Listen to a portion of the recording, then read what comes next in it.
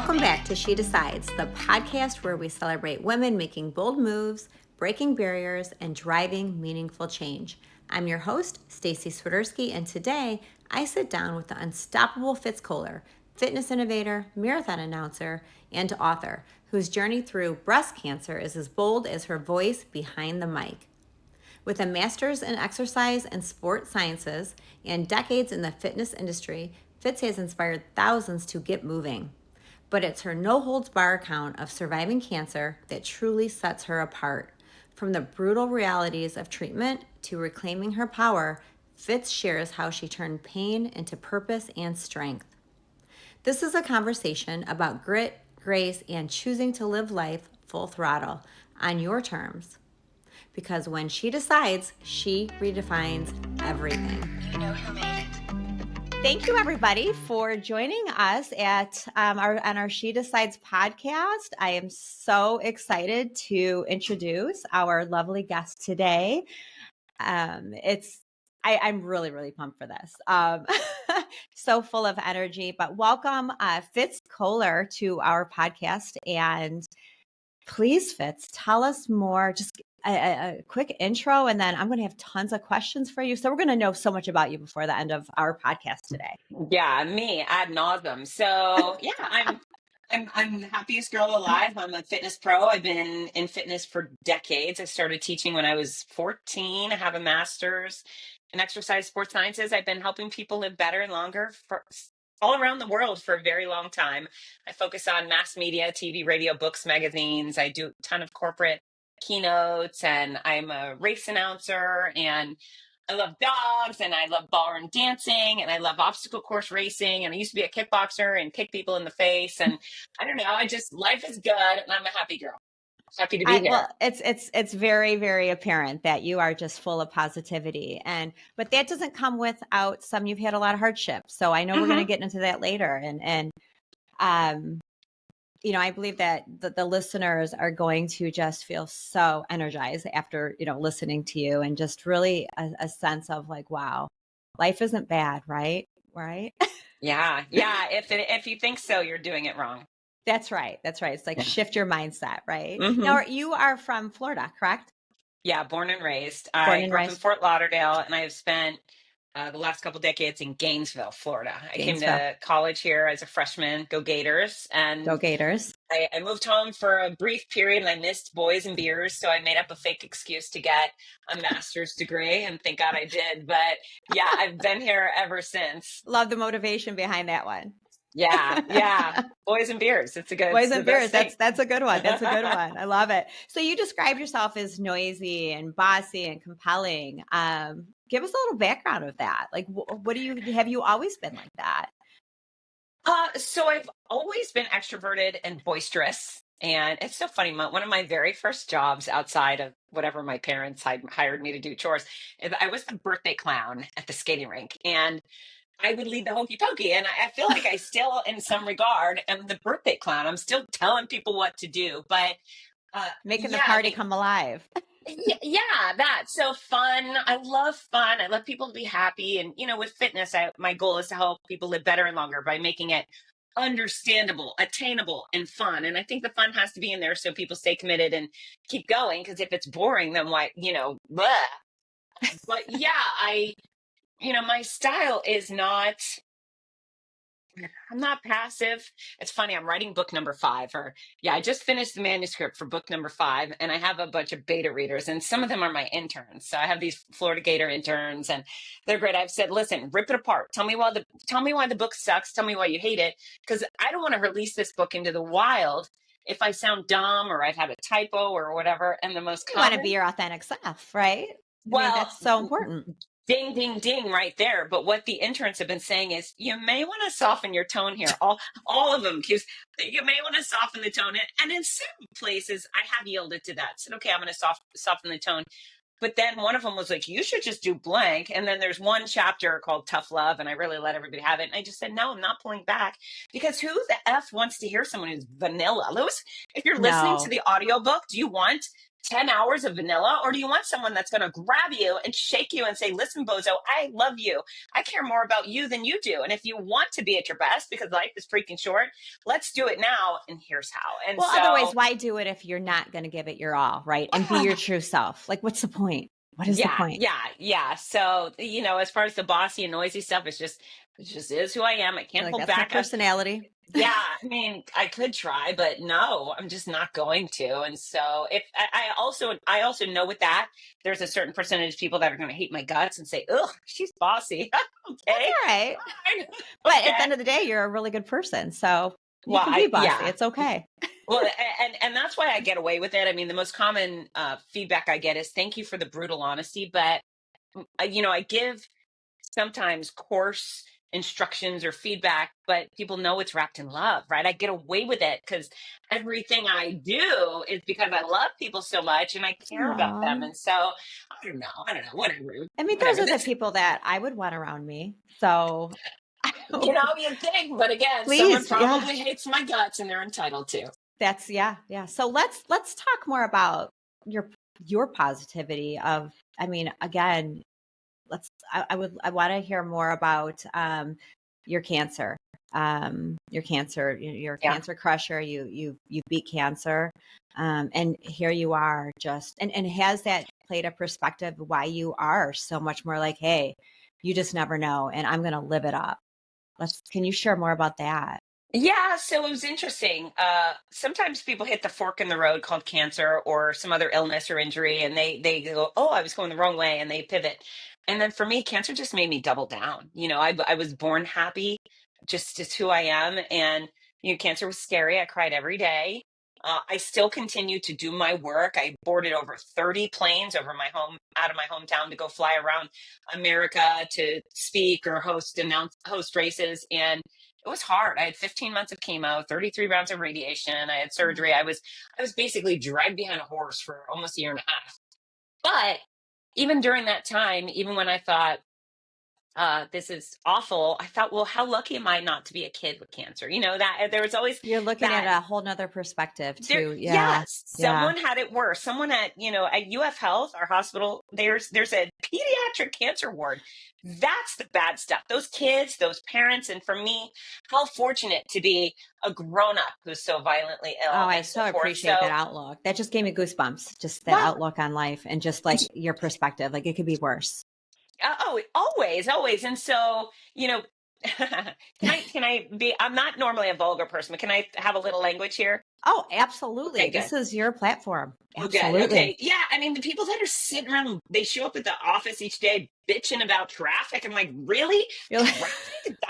You're going to come in and make everybody around you miserable because there was traffic or you spilled wine on the carpet?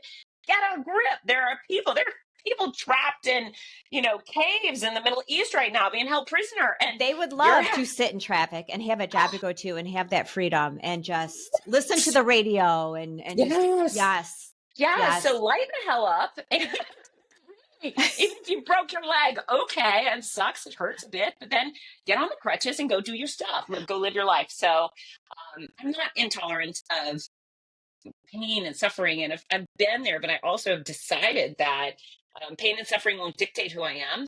And yeah, cancer.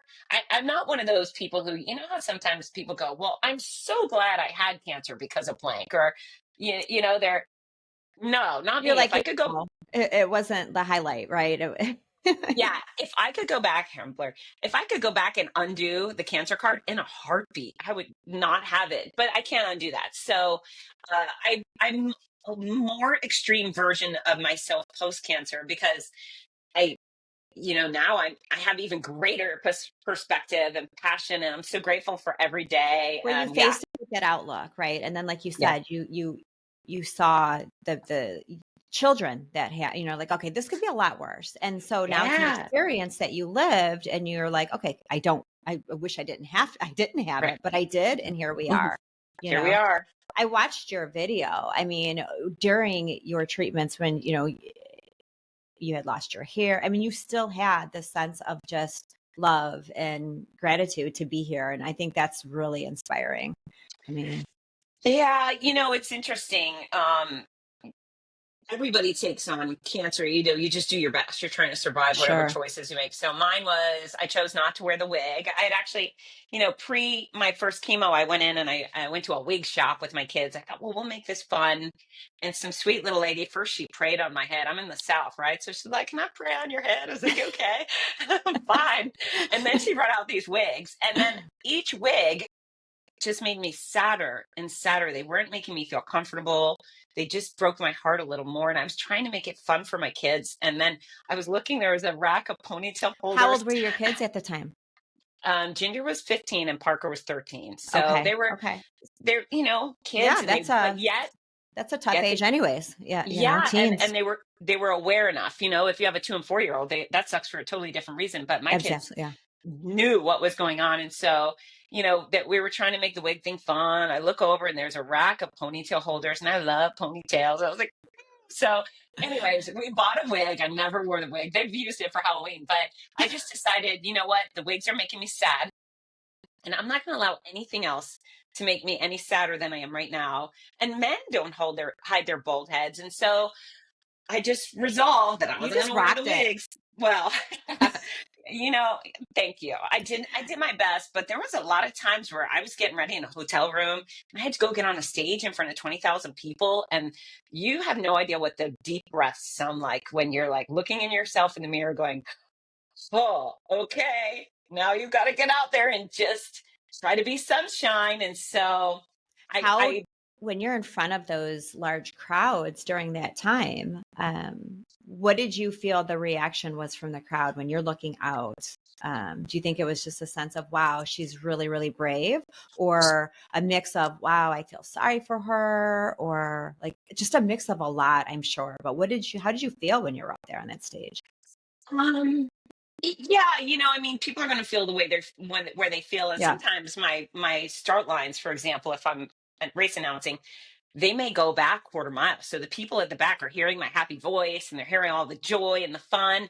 And then they come up and they're like, holy shit, she's got a, like, what is going on here? Right. But, I did not expect that. whoa. Yeah. So I'm sure there was some shock and awe, and I'm sure there was some pity, which is really bothersome to me. I don't like pity. And one of the things I used to think is, okay, I mean, I was doing whatever I did just for myself. I'm not going to act like a martyr that was like to support other people. But I did know that if I have a crowd of 5,000, there's definitely a bunch of people within that crowd that are going to go bald one day from cancer treatment. And perhaps one day they'll have the courage to go bald too. They'll remember the noisy lady with the bald head. But you know what? Everybody was so kind. And even I never really told everybody how sick I was. I mean, I was a very public person. I would just say I'm fine. I all the things were falling apart behind the scenes, but my forward face was things are great. Don't pity me. And then uh, my saving grace was no matter how sick I was, I'd get on these planes and fly across the country, and my sickness was bad. It was bad. Can you imagine having a stomach bug on an airplane, right? Oh, yeah. No, Uh, I can't imagine that. No. it was grisly at time. I would sometimes sleep on the hotel bathroom floors, but my alarm would go off at 4 and I get up and I get over to the start line. And then the second I stepped on my stages, and this happened every single time, everything that was wrong with me disappeared. Once I was with those people that I was there to serve and care for, everything that was wrong with me fell away. I wasn't sick. I wasn't suffering. I wasn't tired. I was just full force Fitz Koehler again. And I got to be That me. is, Yeah. And thank so goodness you had that outlet. I mean, you had that opportunity and that's where you felt alive, right? that's exactly right. And I can't tell you how many people said, you can't travel. You can't do this. You need to stay at home. You need to wear a mask and hide out. And that's before the whole COVID thing. And I was like, And you're you're like, I've no, lost that's your depressing. effing mind. Yeah. Yeah, I'm not contagious. I'm not giving people cancer. And I'm not afraid. I'm afraid of dying at home alone, being bored, right? I'm afraid of these beautiful, wonderful, fun, exciting events happening and me not being there. And And you're not, yeah. so And you're not experiencing that. So you're like, yeah, you're not going to keep me off the stage. You are, yeah. that's right. And so, that's my situation. But the message I have for the other people is whatever you do, whatever you love, keep doing that thing. And so, whether you're sick or injured, if you can't play soccer, watch it on TV, read a book about soccer, play your guitar, when things go wrong, that's when you need to lean in further into your passions. Don't let them be like, I'm sick, I can't do that. Say, I'm sick, I have to do that, because that's the thing that will allow you to feel like you, That would be a to depression in find joy. itself. Yes. Yeah. So, Yes. yeah, That yeah. is, I mean, that's just incredible. That mindset. Like we need to sprinkle you everywhere. So everybody I gets a little try. bit of Fitz dust. It'd be amazing. So I have a few questions that I want to make sure I get out to you because again, this is it's just so motivational. I mean, it's wonderful. But what was your biggest mindset shift during this time that you had to make during your cancer journey? Um, and how did that impact your work and your voice as a public figure? I You know what? I didn't have a shift. Again, I just doubled down. You know what I realized, that the thing that because of those experiences on those stages where I went from sick to all of a sudden okay, Yeah, I realized, like, you're doing the thing that you were born to do, and stay the course, lean in, do more of this. yeah, So that was it. I was encouraged that I had made great decisions previously, and also. Uh, it's decision making. I had a choice. I could have had pity for myself. I could be like, well, this is the worst. And again, I cried every day. It was stressful and it was scary, but I never had pity, and I never asked for it, and I never blew things out of proportion. I just I coped, and I would get out the tears, and then I would get on with it. And uh, so yeah, I was very human about it all. I just decisions. You have the choice, no matter what's going on in your life. You can have a yeah, better day. You can have a better month. You can make these decisions, and that was really enlightening. yeah. So your mindset shift was definitely more of the positive motivational. It was not the opposite where you see. You know what happened? Uh, I decided. I decided. she She decided to decided be freaking happy. she So she decided she is was, going to kick this in the ass and she did. and she did. That's right. How long has it been now since you've been cancer free?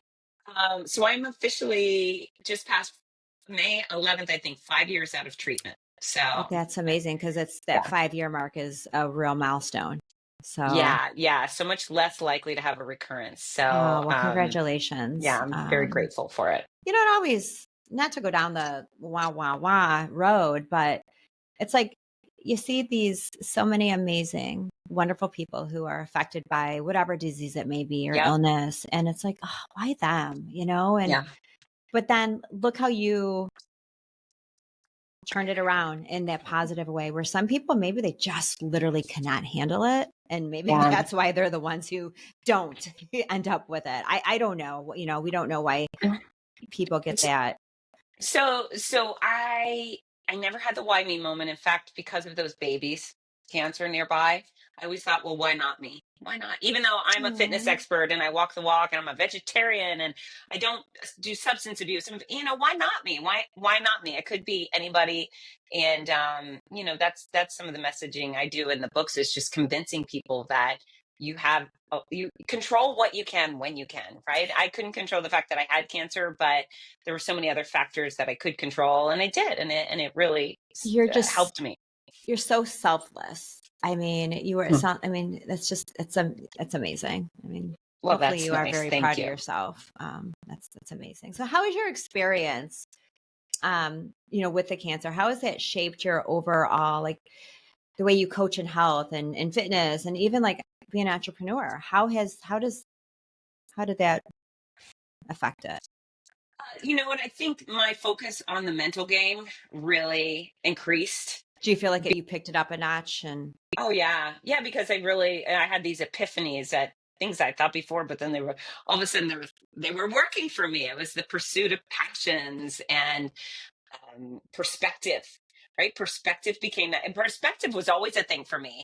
But then all of a sudden it was, that flashing light in my bedroom while I was trying to sleep, and it was so powerful. It was so powerful, and if you can convince people to brush off, not sweat the small stuff, you can also convince them not to sweat the bigger stuff and to That's just, so true. I Yes. the mindset really became a bigger factor. And it's very interesting. Like the newer book, again, I'm the exercise girl, but through experience, I got a lot to share when it comes to mindset too. So there's just so much um, influence for people to focus on that and rewire themselves. It's a Yeah. rewiring. You can rewire. Why You can not? yeah, you can stop and change it in the next minute if you wanted to. Yeah, Absolutely. absolutely. Absolutely. So we'll put cancer aside because that does not Yeah. define you, right? Let's talk Mm-mm. more about fits, right? Let's can you share more about, you said since you've been at the age of 14 really into fitness, and what is there a specific share more about your let's talk just specifically about fitness. What like, do you teach classes? I know you've done pro, right? And so share more about that. Yeah. So I don't teach classes. I haven't worked in a gym setting in 25 years. Every single thing I do is Did you meant start for. out teaching classes? I Is did. I that where did. I know So I read something way back, but like where you started years ago? yeah, so my first class I ever taught, I think I was 14, right before I turned 15. I applied at the gym. So my job before that was Cinnabon. I was at the mall It's like night making and day. Cinnabons. I know. Thankfully, I had a really mean manager. Ronnie was her name, and she was so horrible. And so I quit Cinnabon and I applied, tacky. I applied at Hooters. I applied at the gym. I know. I was young. But anyhow, they, I Right. I went in and the manager said, blah, blah, blah. What do you know about fitness? And I said, well, I had my knee surgery and I went through physical therapy and I learned a lot about the human body and I really like it. And I'd been working out there to continue the rehab for that knee injury. And so he goes, well, would you be able to teach a class Friday night at 5:30? It was Tuesday and I had no certification to training. And I said, yeah, sure. And so I gave it Let's a give go. that a Thank whirl. God I'm a gamer. Why not? So I taught that first class. I told the women there's maybe like 35 ladies. And I just said, hey, my first class, I'm going to do my best. I'll take your constructive feedback at the end. And they did. They told me to be more creative with my arms and be louder, which is very funny. I was ever not loud enough, but I You're loved like, I can it. handle that one. Yeah. Oh, louder. You got it. And Sure. so I ended up teaching lots of classes, came up to UF and instantly got a job at Student Rec Center, which was a blast because I could play vulgar rap music with college kids and the windows would fog up. And along the way, I'm going to give the brief rundown. My sophomore year, summer, I worked on a cruise ship. I was a fitness director aboard the Crystal Harmony. We sailed through Europe, through Russia, Scandinavia. It was incredible. It was a That sounds wonderful amazing. experience. Yeah, and then I came home from there and there was a TV producer having an auditions for a new fitness TV show. And so I auditioned and I got hired. There was, I think, five of us.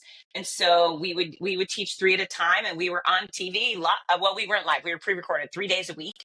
And so through that, um, people started reaching out and say, are you Fitz? And I'd say, yeah. And the feedback I was getting from strangers, I lost 17 pounds. My back no longer hurts. You're my favorite instructor. I work out with you whenever you're on. I record it so I can work out with you when the show's not on. And so all of a sudden I started realizing that I was helping strangers. It's one thing to help the people in front of me at a gym. It was Sure. a completely different animal to help strangers That you from have no idea. You don't know these no. people and they could be from anywhere. I mean, and then it's just like, I mean, clearly like you have this energy that's contagious. So and they see you and they want to keep seeing you. And I mean, Yeah, wow. so that was very meaningful. I was like, oh, I'm helping a lot of people. And so, right. And then, a lot of things happened. I started kickboxing competitively and and people were doing articles on me and I eventually started writing the articles. And my very first article for it was called like Kickbox magazine or Black Belt magazine, I can't remember, but the article was called How to Kick People in the Head. And so I used my fitness expertise, how to build the strength to lift your leg, how to build the flexibility to get your leg that high, and then the strategy to do it. And so that magazine goes out, and a few weeks later, I get a handwritten letter in the mail from a guy in Kentucky who says, Fitz, just want to let you know, I read your article, I loved it, I've been training, and I finally kicked someone in the head. And I thought, Oh my gosh, now like it's yes. Did that guy in the head. And so I was addicted to mass media. And so that was almost an instant. I stopped teaching locally, and everything I do is for mass impact. So, sometimes it's TV news. I've done a lot, hundreds of TV news segments, local and national, and that's a productive morning. They don't pay you for that, but But when the I'm on outreach, that, you don't know who the that's it. audience. Yeah, it's Well, outreach. that's the thing is that feels satisfying. I love paychecks too, but when I'm on national news in the morning and I feel like, oh, I just taught 8 million people how to blink, it's really And these people satisfying to that me. yes, and you're helping all these people, it's Yeah, and doing yeah. something that you are so passionate about. I Well, mean, I, you're I like, I don't just, need to be paid for this. I literally love what I do and I love helping people. And the outreach is huge. it's incredible. It's incredible. So it's been a very long time since I've done anything in a group like that. I mean, Disney, for example, has hired me to come do cast member fitness. So I stand in front of Spaceship Earth with Mickey Mouse and lead some exercise, and a few hundred people do that. But so the skill is that's still there. But Yeah. my focus is on bigger picture, larger outreach efforts, and that's where I am right So let's talk about that. So right now. now, Okay. what exactly what does your day-to-day look like? Well, I will be gone about 30 something weekends this year to announce races. So running events, both major road races. So next week I'll be in Fargo for the Fargo Marathon. I just came home from California with the OC Marathon. And then this summer I'll bop around America hosting obstacle course races, Mud Wow. Girl, and a whole bunch in between. I do a ton of keynotes. So my clients include Disney and Oakley and Tropicana and American Massage Therapy Association. And so that's actually, I love race announcing. I love it. It's a 10 on a scale of Big 10. adrenaline though. I mean, I can just that would be Yeah, just incredible. big, big fun. But when I'm doing a keynote, that's when I actually get to change people's futures. That's when we talk about health during hardship or the power of community or just, fitter professionals are more successful professionals. That's the truth. And so Yeah. I love the speaking thing because that's an exchange of information. I get to plant seeds in their brain that will send all those people forth to live better and longer. And so, and It's like you're so, getting so the I, best of both worlds there. yeah, yeah, I have the Literally. fun, You have the the fun side, but running. then yes. And the running that they give me 15,000 people who think exercise is a good idea. So, right there, I'm just like, okay, let's have the best day ever. And then the keynote thing. And then what else? I mean, I have the podcast and I'm writing books. So I mean, I'm you're finishing your fifth book, right? and book number 5 will come out in the fall. I'm Oh so my excited. That one will gosh. be a fitness book for grown-ups. So if you'd like to lose weight or maintain your weight or build strength or stamina, flexibility and decrease pain and all of these things, I'm so excited. This is the book I've been wanting to write my whole life. I was just going to ask you, out of the 5 books, what is your personal favorite? Well, I think this will be it. So I, Okay. I will always have a special place in the heart. The last 3 were the Cancer Comeback Yeah. series. And so targeting and helping cancer patients, that's almost as good as it gets, except for this will be for everybody. And it's just my passion, fitness for all. So I'm excited about it. Oh, that's great. When will that one be wrapped up? What are you thinking? I'm really hoping for a fall release. To me, that Okay. looks like October. It's a Okay. colossal process. I mean, it's not Oh, writing the book, but then the editing and the photos and the I'm in design. the yes, I'm in the process right now of wrapping up my first book. So Okay, it congrats. is thank you. And I'm hoping probably in the next 6 to 8 weeks, but it's I and you're on book 5, so I can't Yeah, so what wow. is wrong with me, right? It's well, like you I'm a said, very it's stupid editing person. and you want it to really be 100% and so yeah, Mhm. it's like you really want to dive into it and make sure it's as perfect can be because you are putting your stamp of approval on that. So, Yeah, yeah, and this is the thing that I don't worry about legacy. I don't ever need anybody to think about me when I'm gone. I'm sure my kids will, but that's not the point. oh, It's I think you're going to leave a pretty large uh, legacy behind for sure by just being you. well, and I appreciate that, but my legacy really is about them. All the work I've done is never about me. It's always about how do I help them. And so if I've provided another resource that helps somebody pick it up and they go, oh, like weight loss is that simple? Are you kidding? And then they lose the weight. That's the legacy. It really has nothing to do with remembering Fitz Koehler. It's about how do I plant these long lasting seeds that will continue to help people. That's, you know, to me, that's the goal. That's why this book, I mean, thankfully the manuscript is done. If I got abducted by aliens or hit by a bus today, there's someone in my life that would take it It could take that and and publish it. yes, Yeah, release it. yeah, Yeah. yeah. So there's already some peace in my heart. But yeah, I mean, these books are, it, they're a big It's a deal. lot. And It's a lot. And you're trying to fit it in here and fit it in here and just you want to yeah, get it out. But it's exciting too. It's such an so exciting. accomplishment. So I mean, congratulations. My goodness, Thank book 5. So that's to you too. Do oh you well, think you'll thank do you. number two? Oh Is number yeah. one enough? Okay. Yeah, Very no, good. it does kind of become a little of an addiction, doesn't it? It's like you just like, okay, there's more I want to say. I want to get it out Yeah. there. So yeah, Yeah. I'm really looking forward to book 2. But yeah, I wanna get my fingers on your book. So a few more questions I definitely I Yeah. want to get out to you. So obviously you're known for being incredibly motivating. Um, and Thank you. so, what's your go to message when someone feels like giving up on themselves, whether in health, business, or life? And I know we touched on a little bit just naturally in the beginning, but if you had to give like a go to message, and it doesn't have to be about cancer, nothing, let's just Yeah. say in life or their business, they're an entrepreneur. Because really, that's, this podcast it's so driven on like, let's lift people up. If they're Yeah. stuck in a rut and they want to launch their business and they're just like a little, they're nervous to do that, or they don't, then maybe they're just feeling a little negative, or they just don't have that, that sense of confidence. What would your go-to message be for somebody who's really just needing that? Yeah. Control what you can when you can. There's things you can't control and you just have to let those go. The Yeah. things you can control, you should.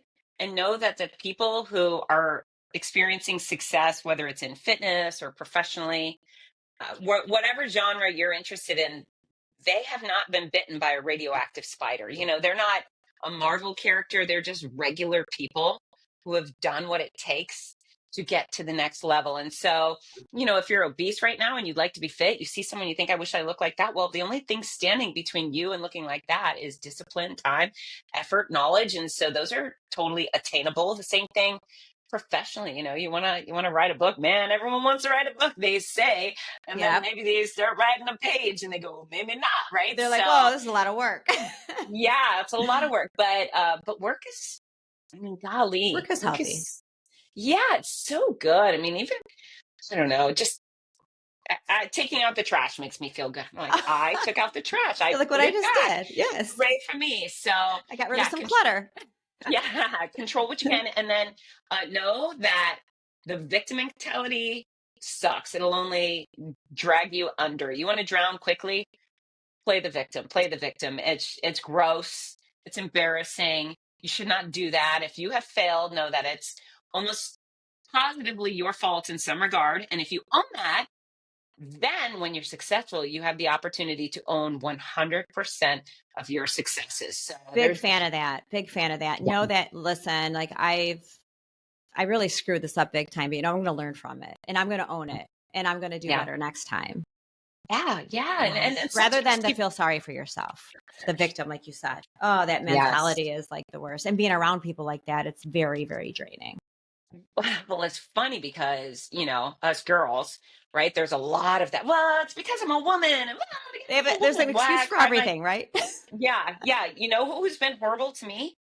Women, mean girls, left and right, just enough already. So yeah, you're not unsuccessful because you're a woman. In fact, there's probably more people giving you the opportunity because you're a woman, filling a quota, or oh, we need a woman, let's give her a try. You know We what have, grosses me out?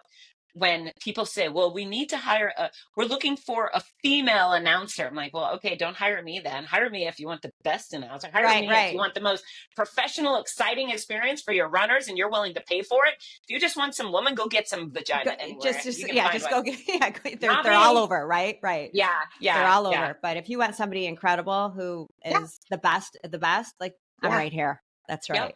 I love that. So, I love that. or Well, I go ahead. No, please. was just gonna say at that point, I probably just pissed off a good 40% of your listeners are like, Screw her.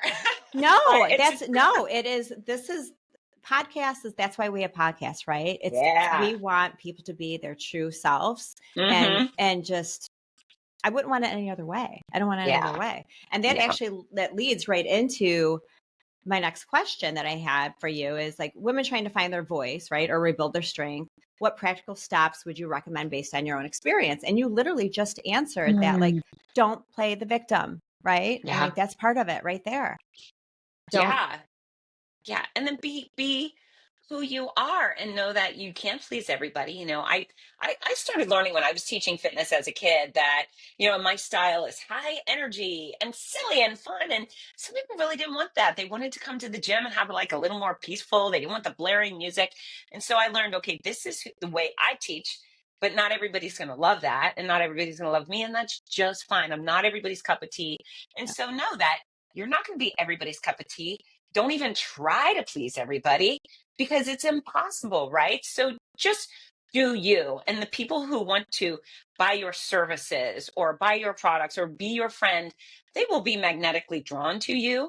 And you'll be a lot more satisfied being yourself and not having to phony it up for every single person. well, I Whoever mean, you are, someone's going to love you for it. yeah. And can you imagine, especially these days with social media the way it is and just all these Yeah, platforms and trying to be somebody that you're not, that would be so exhausting. Because how can you remember like, oh, I have to put on this image. I have to no. And even if you're that way, like, okay, you may have people that like you because of this, but what about all the people that would like love you if you were just yourself? And then it would be right. so much easier. So much Yeah, easier. yeah, yeah. And people will catch on if you're phony. Oh, I'm not going to sell who, but my daughter and I, we were talking about a talk show host that's a little over the top. And she said, do you like her because of her, she kind of lovey and gropey. And I was like, it just feels really inauthentic. It feels forced. And so I don't like it because it's not genuine. I would love a person who was genuinely like that, but I get the heebie jeebies because it I think just I feels, probably know who you're talking about, but yeah, yeah. it's almost uncomfortable. Oh, it's To really it's, uncomfortable. it's like oh yeah That's it. I'm not against that behavior, but yeah from yeah. her, she just isn't.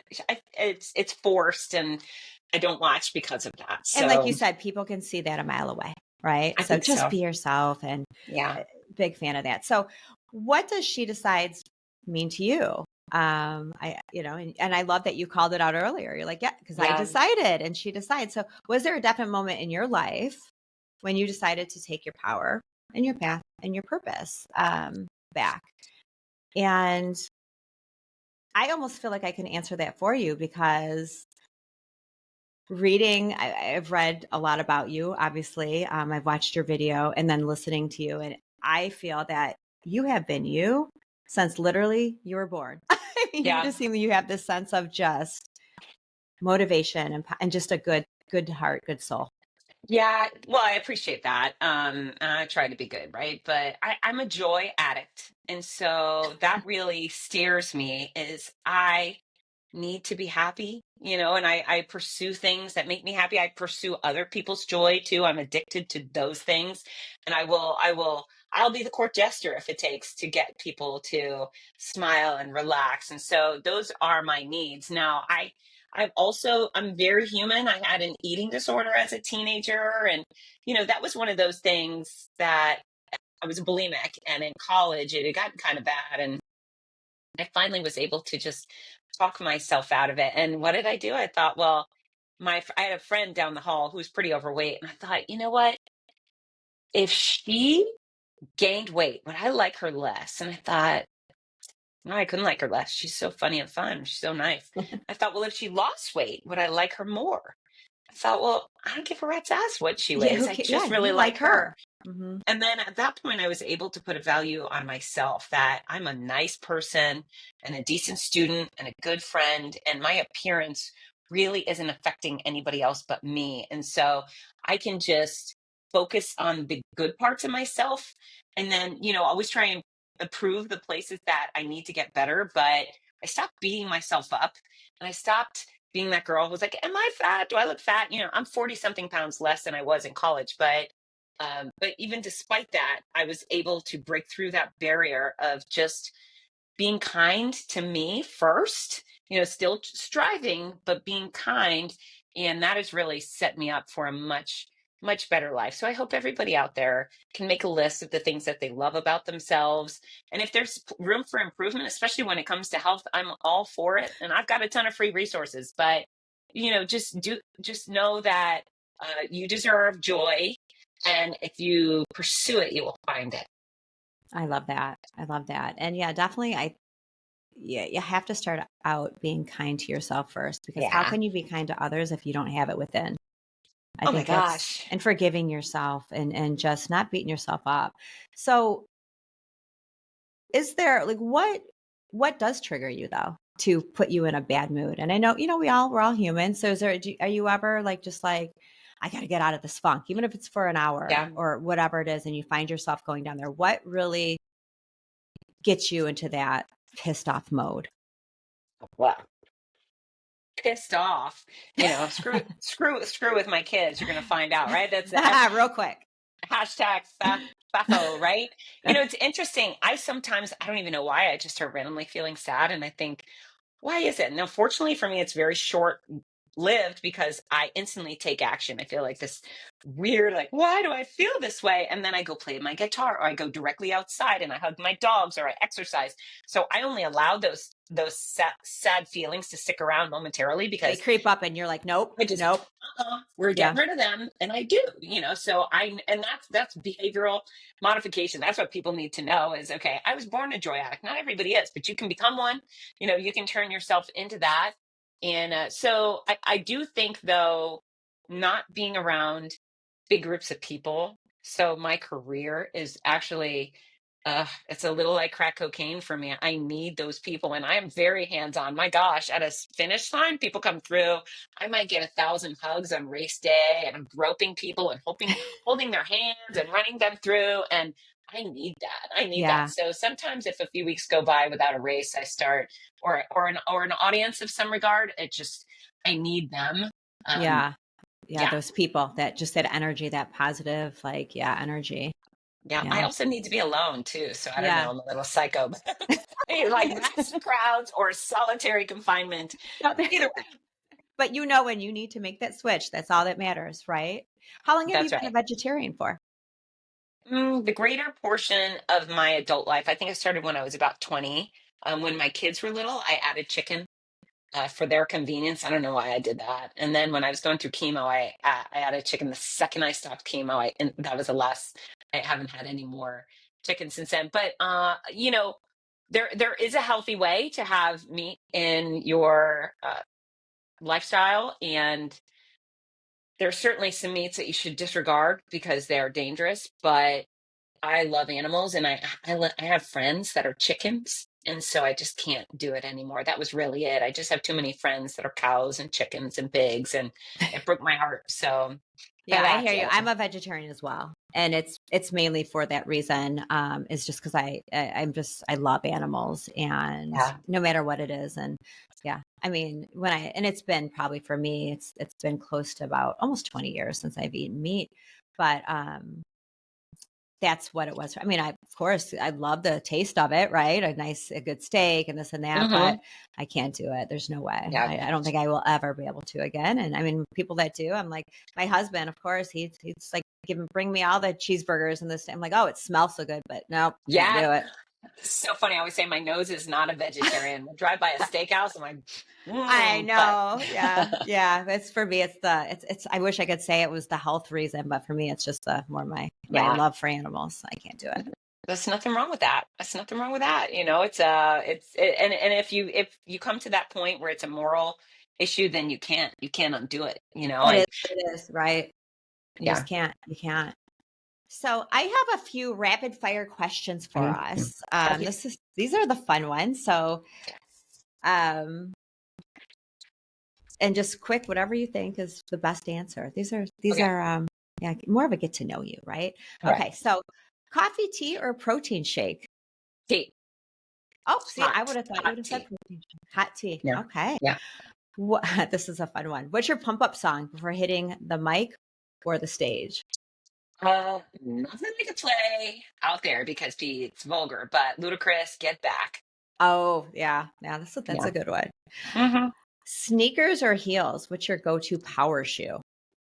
Heels, heels. I love. Actually, I'm gonna give you a third. Cowboy boots. Nothing Oh, better than cowboy boots. Yeah. cowboy boots. Yep, we'll have to include that one. Uh-huh. That's a good one. If you had a superpower for one day, what would it be?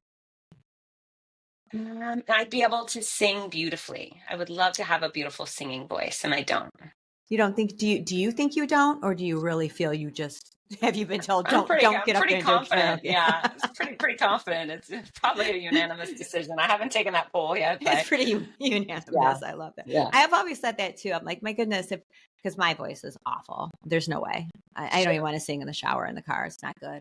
Um, but I always think, what a gift. Like if you just had this voice that like you're just born with this amazing voice, that would just be what a gift. So I love that answer. Well, it's fun. I mean, maybe I sound like a jerk, but I'm great on a stage and I actually have rhythm and I'm fun. If I could sing, I could probably put on a good show, but I oh, and I have sung the anthem because the iPad died And and nobody liked it. I mean, well, I don't know. People were nice, but you're like, I I'm really tried. I wasn't trying to, that's right. Offend America. I was trying, right, right. yeah, I'm so patriotic that I refuse to allow the anthem to just die. So You're like, on I'm a gonna give rare it my occasion, all. yeah, it's a hard song to sing. But anyways, yeah, singing, that would be my superpower. I'm like you too. Like I can be a backup dancer, but don't give me the microphone to sing. Hmm. Love it. Okay. What's one thing that people would be shocked to learn about you? Oh God. Putting you right out there. Then people would be shocked to learn about me. I mean, people are often shocked that I was a kickboxer, but How tall are sure, you? 5'5". Okay. Okay. High five. Yeah, I do enjoy some McDonald's French fries once a week. So how about that? There you Surprising. go. There you go. Do you Mhm. pretty much eat clean all the time, Mm, except for those occasional splurges of McDonald's French fries? 80 to 90% of my caloric intake every day is super healthy. Lots of fresh stuff. And then there's a couple of French fries or there's a piece of chocolate every single day. If I don't have a chocolate, even a Hershey Kiss, I consider it a sad day. So yeah. How do Hmm. you? And I'm kind of moving away from these, but how do you get That's your okay. protein? Like, what do you use Uh, typically for protein? Since Lots you're of beans, lots of nuts. I do have some dairy, some cheese. What else? Beans and nuts and seeds, quinoa. yeah, good little Sometimes quinoa. if I have a bar, usually it's like a kind bar. I just like whole real ingredients. I don't Yeah. push supplements ever. Okay. Okay. Yeah, Yeah. that's like I'm always curious on that one because I feel like I'm always just I don't get the protein that I should, Yeah. so I'm always like carbs, carbs, carbs. I'm like, oh goodness. Yeah. Gotta get it. Can of beans. I just opened a can last night. I poured half in a Tupperware and put it in the fridge, and the other half I threw in the microwave and just ate it with a And spoon. they're Beans. filling too. So yeah, Yeah, and they're a lot less fat than nuts are. yeah, So, yeah. it's actually a better choice to go the beans route, but Versus the nuts, you do yeah. you. Hmm. Okay, so morning workout or a late night brainstorm? Afternoons. And my Oh, flexible schedule allows me to do that. Walk the dogs, work on the computer, do a podcast, go to the gym at 2 o'clock. what is your favorite workout? Like, are Strength you more training. of strength training? Okay, I was Strength. going to ask, are you Strength. more of a okay? So you like the Yeah. strength? Okay.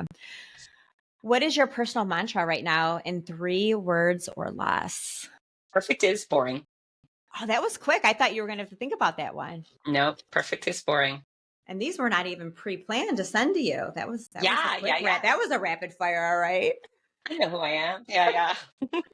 All right. Well, thank you so much. This has been so much fun. Is there anything that I didn't ask you? Because I could talk to you all day. Is there anything I didn't ask you that you would like to share? And what's the best way to get a hold of you? We'll of course have that in the Okay. fine print. But like, what is like anything else that I've failed to ask?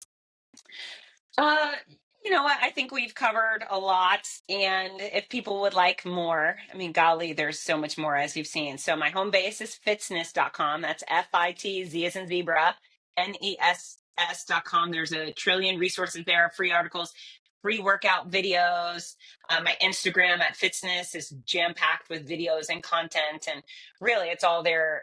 Almost all of it's designed to just help you get fitter Yeah. live longer and make it easy, understandable, fun. The Fitness Show podcast is the thing too. So if you're not sick of my big bossy voice yet, there's more where that came from. When are those And released? How often do you release your podcast? I release them weekly, Okay. but I'm not on a strict schedule. I'm a little willy-nilly about it. Okay. So oops or sorry or perfect's boring, but But it's yeah, there. it's over like I think almost 250 episodes now. So Oh my there's gosh. plenty, and there's some really great interviews there. But yeah, I'm here. I'm here to help, and if people have questions, they can send them to me, and I'll answer. I also own one of the largest school running programs in the world. It's called the Morning Mile. It's a before school walking running program where uh, hundreds of kids each morning show up and get some great exercise in their school clothes, and How there's no often? How coaching. often do you do that? Daily. It's daily. So the schools manage it themselves. I help them get the program started. It's a turnkey program. Okay. And then the schools manage it through their PE teacher or parent volunteers. But it's a lot of fun, and it's every child's included every day, plus the faculty and the families and the bus drivers even. And I'm incredibly proud of That I that. was So if gonna anybody, That is oh, something really to be proud of, especially, with kids these days. Not, yeah, you're seeing a lot that are not moving around a lot, right? Especially with video games and on their yeah, phones. And so, yeah. wow. So how often, like how many schools are a part of that? Over 400 worldwide. Over So, 400. uh, yeah, most states in the nation, and then a few countries.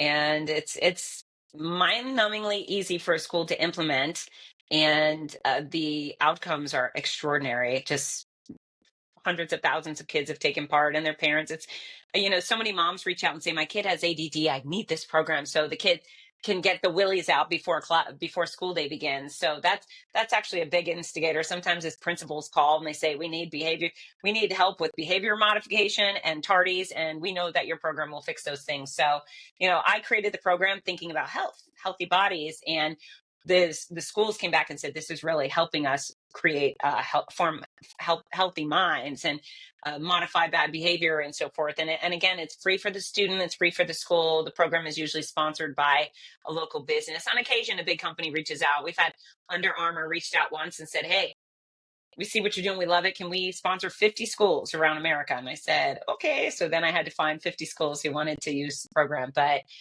How long it's do they walk for? Like what is the yeah, typical? they provide a 30-minute window in the morning. So if school starts at 8 a.m., usually the morning mile will go between 7:20 and 7:50. And the kids can come and go at their leisure. They don't have to be there at 7:20. They can show up at Right. 7:30 or even at So 7:47 and walk just as one long as lap. you're in that window of time.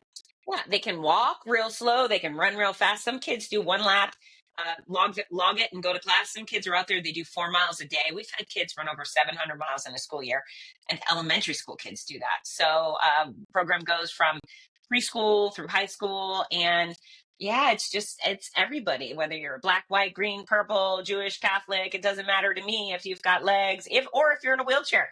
Great, come Right. out and work your upper body. We want all the kids, because they all deserve the opportunity to be healthy. And so, Wow. That's yeah, definitely something to be proud of.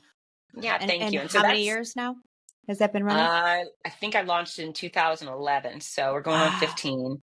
And it's morningmile.com. That's how people can learn more about that. Oh, Morningmile.com. wow. That's amazing. Kudos to Yeah, thank you. you. That's Thank you. definitely a feel good, right? Yeah. Yeah, I love Wow. it. Oh, wonderful, wonderful. Well, thank you so much again. It's been such a joy getting to talk to you, and I'm gonna follow you even on. You have so many different outlets, so I'm sure those are all on your website. All of your Well, links and you're pretty amazing. I appreciate it. And you're a fantastic host. So fun to talk to you. You know who made